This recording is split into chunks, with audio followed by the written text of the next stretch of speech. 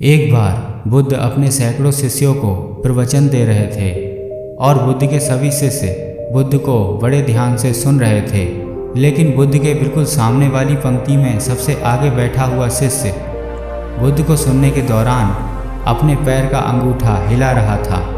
जैसे ही बुद्ध की नज़र उस शिष्य पर पड़ती है तो बुद्ध बोलते बोलते अचानक चुप हो जाते हैं। बुद्ध के इस तरह से अचानक चुप हो जाने से वहाँ उपस्थित लोग बहुत चौंकते हैं। जो शिष्य अपने पैर का अंगूठा हिला रहा था, बुद्ध उससे पूछते हैं कि तुम्हारे पैर का अंगूठा क्यों हिल रहा है। जैसे ही वह शिष्य बुद्ध के इन शब्दों को सुनता है, वह अपने पैर का अंगूठा हिलाना बंद कर देता है और बुद्ध से कहता है कि बुद्ध, आपके शब्द और समय ये दोनों ही कीमती हैं, इसीलिए आप इस तरह की छोटी बातों पर ध्यान मत दीजिए।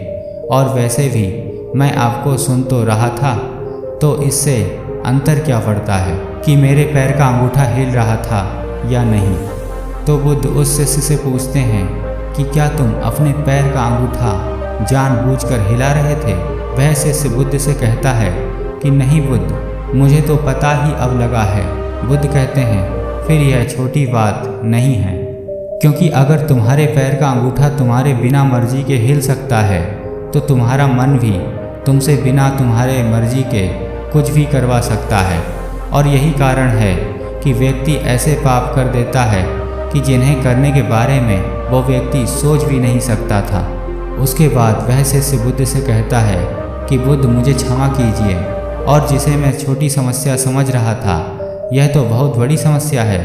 कृपा कर मुझे बताएं कि इस बड़ी समस्या से छुटकारा कैसे पाएं। बुद्ध कहते हैं होश के द्वारा और जागरूकता के द्वारा। वह शिष्य बुद्ध से पूछता है कि होश क्या है। बुद्ध कहते हैं कि होश का अर्थ है जाग कर देख लेना।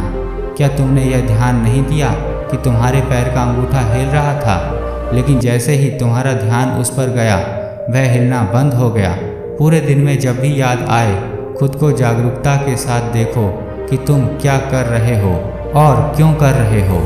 तुम्हें बेहोशी में जीने की आदत है, इसीलिए तुम बार बार होश खो दोगे, लेकिन तुम्हें बार बार अपने होश को वापस लाना है। धीरे धीरे तुम पाओगे कि तुम्हारे अंदर एक ऐसा जागरण पैदा हो रहा है जिसे बेहोशी में बदलने का कोई उपाय नहीं है। अगर हम लगातार जागरूक रहने का प्रयास करते हैं तो हमारे अंदर एक ऐसा जागरण पैदा होता है जिसे बेहोशी में बदलने का कोई तरीका नहीं है।